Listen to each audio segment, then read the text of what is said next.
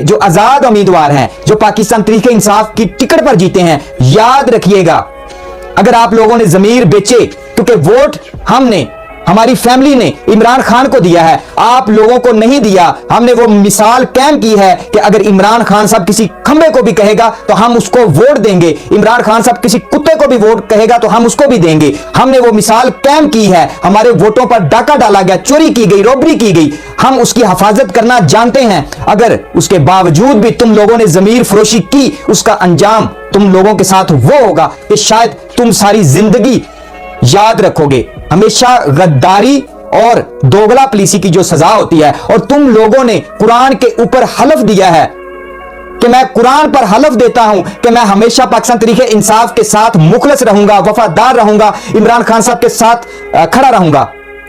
और जानते हो कि जो कुरान के हलफ के खिलाफ जाए, जो कसम के खिलाफ जाए, और वो तो एक बंद कमरों में लोग डरते हैं। आप लोगों ने तो पूरी दुनिया के सामने कुरान पर हलफ देकर ये कहा है कि हम वफादार रहेंगे। कहां गई तुम्हारी वफादारी?